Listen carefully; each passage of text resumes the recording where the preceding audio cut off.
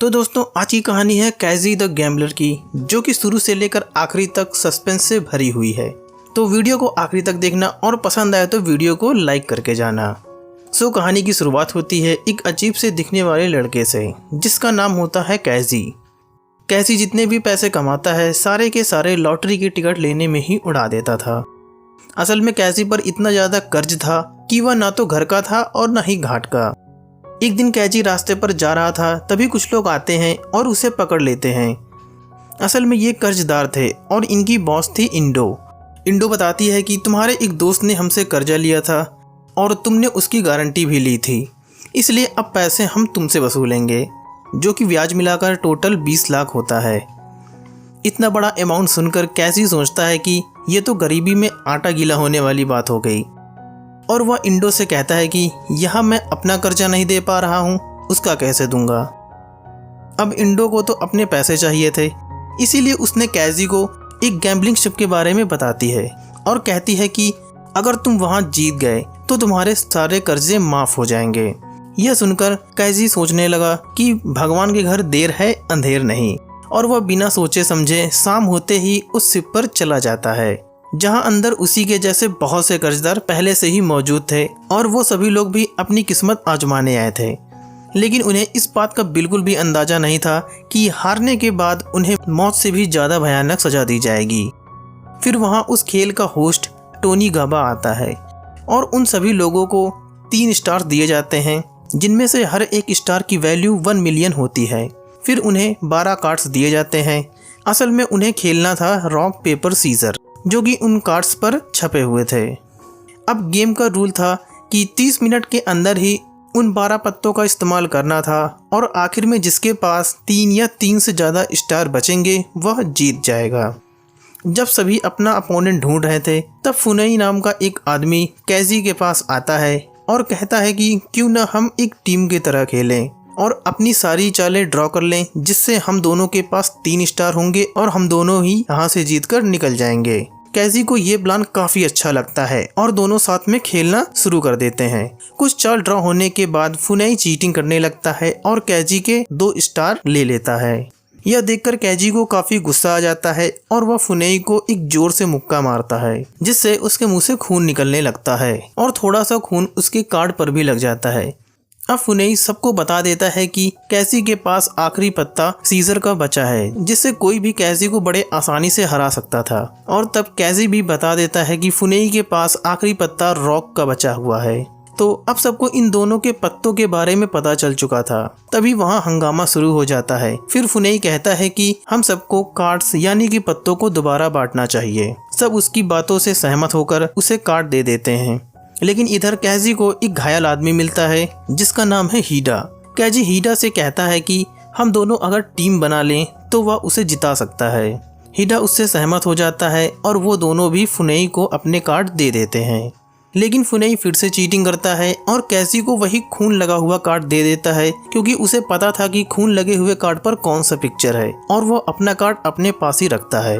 फुनई कैजी के पास आता है और खेलने को कहता है। तब कैजी खेलने के लिए रेडी हो जाता है, लेकिन वह फुनई से अपने 3 स्टार्स दांव पर लगाने को कहता है और बदले में वह अपने और हीडा के 3 स्टार्स दांव पर लगाता है। फुनई राजी हो जाता है। अब दोनों अपने अपने कार्ड्स रखते हैं। फुनई सोचता है कि वह जीत गया है, लेकिन जब कैजी अपना कार्ड पलटता है तो वह पेपर का होता है और वह जीत जाता है, क्योंकि फुनई के पास रॉक का कार्ड था। फिर कैजी फुनई से कहता है कि उसे पता था कि तुम चीटिंग करोगे, इसीलिए उसने अपना कार्ड हीडा के कार्ड से बदल लिया था। उधर हीडा देखता है कि उसकी जेब में अभी भी एक कार्ड बचा हुआ है। इसका मतलब है कि वह खेल हार चुका है, और उसे 2 सूट वाले लंगूर ले जाने लगते हैं। तभी कैजी आता है और कहता है कि यार जब खेले साथ में हैं तो हारेंगे भी साथ में, और उसके साथ उस अंधेरे वाले कमरे में चला जाता है। उस कमरे में सबसे पहले उनके हाथ में एक सील लगा दी जाती है और फिर उन्हें एक अंडरग्राउंड माइन में मजदूरी करने के लिए भेज दिया जाता है। तो वह पता चलता है कि ये सब गेम तो बस फ्री के मजदूर पाने के लिए खेला गया था। फिलहाल सीन आगे बढ़ता है और हम देखते हैं कि यहाँ मजदूरों को 1 महीने के लिए सिर्फ 10,000 रुपए मिलते हैं, और वो पैसे भी ये सभी लोग बियर पीने में उड़ा देते हैं। अगर माइंड में किसी की तबीयत खराब होती थी तो भी उन्हें इलाज के लिए पैसे खुद ही देने पड़ते थे। ये सब देखकर कैजी इतना समझ गया था कि वो चाहे पैसे जमाए या खर्च करे, उसका यहाँ से जिंदा बचकर निकलना नामुमकिन है, क्योंकि उन्हें माइंड में कम से कम 14 साल तक रखा जाएगा। उसके बाद एक डॉक्टर कैजी को बताता है कि अगर तुम्हें यहाँ से निकलना है तो ब्रेव मैन रोड का सहारा लो, जो कि एक टाइप का गेम है जिसके लिए कैजी और बाकी लोग तैयार हो जाते हैं। फिर उनकी आंख में पट्टी बांधकर गेम के लिए ले जाया जाता है। जब इनकी आंख से पट्टी हटाई जाती है तो ये लोग देखते हैं कि ये सभी एक ऊंची बिल्डिंग पर हैं। तभी वहाँ टोनी गाबा आता है और उन्हें 10 मिलियन येन का वाउचर देकर समझाता है कि अगर तुम लोग इस लोहे की पतली बीम पर चलकर सामने वाले बिल्डिंग में पहुंच जाते हो तो तुम्हें वहां पैसे देकर घर भेज दिया जाएगा। लेकिन रूल ये है कि कोई भी उस बीम को हाथ नहीं लगा सकता, क्योंकि उस बीम पर हजारों वोल्ट का तार लगाया गया है और अगर जो भी उसे छुएगा वहीं पर उसकी मौत हो जाएगी।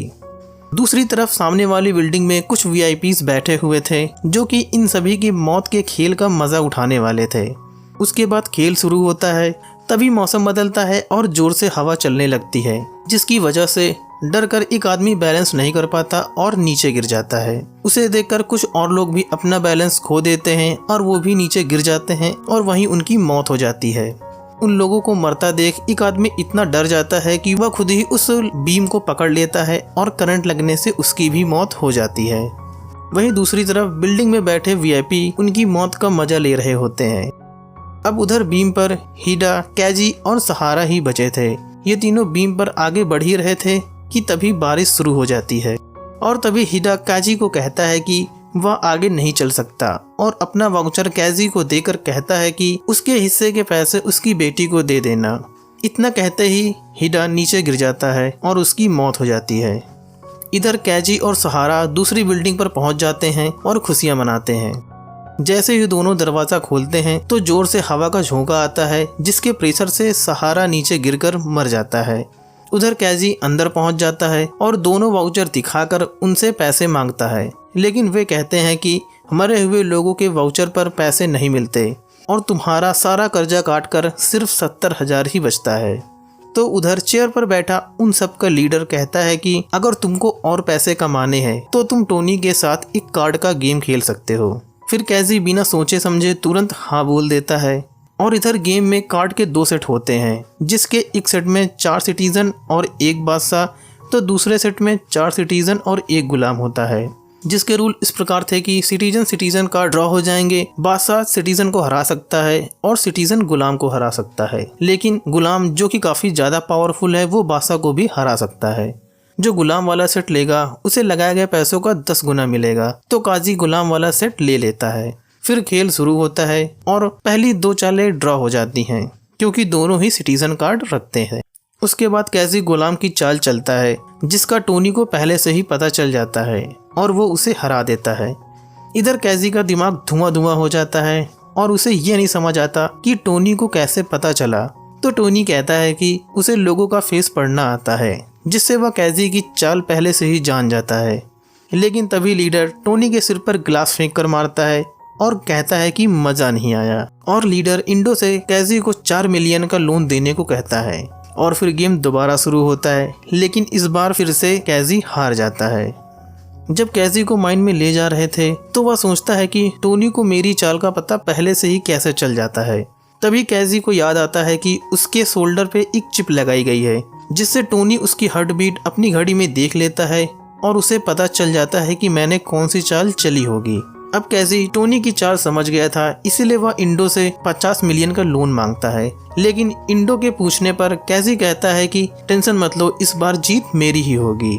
और कैजी गेम शुरू होने से पहले अपना सिर शीशे पर मारता है, जिससे उसका खून निकलने लगता है। कैजी अपने टेबल पर एक गुलाम और एक सिटीजन का कार्ड रखता है, जिस पर खून गिराकर साफ करने की एक्टिंग करने लगता है, और वह जानबूझकर दिखाता है कि उसने गुलाम वाले कार्ड को सिटीजन से बदल दिया है। तो दोस्तों, उनकी पहली 3 चालें तो ड्रॉ हो जाती हैं। फिर कैसी गुलाम का कार्ड आगे करता है, तब टोनी अपने आप को और स्मार्ट समझता है और ये सोचता है कि कैसी ने तो गुलाम वाला कार्ड सिटीजन से बदल लिया था और टोनी बादशाह वाला कार्ड चल देता है। तभी कैसी टोनी को बेवकूफ बोलकर कार्ड पलटता है, जो कि सिटीजन वाला कार्ड न होकर गुलाम का कार्ड निकलता है, क्योंकि कैजी ने कभी कार्ड बदला ही नहीं था, जिससे टोनी हार जाता है और उसे माइन में मजदूरी करने के लिए जाना पड़ता है। तभी कैजी अपने लगाए गए पैसों का 10 गुना यानी कि 500 मिलियन लेकर इंडो के साथ बाहर निकल आता है और वो दोनों पार्टी करने चले जाते हैं। जैसे ही कैजी बियर पीता है तो वह बेहोश हो जाता है और जब वह उठता है तो उसके जेब में एक चिट्ठी होती है जिसमें लिखा था कि उसके सारे कर्जे और ब्याज मिलाकर उसके पास केवल 28 लाख बचता है, जो कि उसके पास दे दिए गए हैं। तभी सीन हीरा की बेटी पर शिफ्ट होता है जो कि गैम्बलिंग बार में काम करती है और उसे एक लिफाफा मिलता है जिसमें कुछ पैसे होते हैं। इसका मतलब है कि कैजी ने हीरा को किए गए वादे को पूरा किया और उसकी बेटी को पैसे दे दिए और अब कैजी के पास एक भी रुपया नहीं था। लेकिन खुशी की बात यह है कि अब उस पर कोई भी कर्जा नहीं है। और दोस्तों यहीं पर मूवी का एंड हो जाता है। तो गाइस आपको ये मूवी कैसी लगी? अगर अच्छी लगी तो वीडियो को लाइक करें, चैनल को सब्सक्राइब करें और अपने दोस्तों के साथ भी शेयर करें।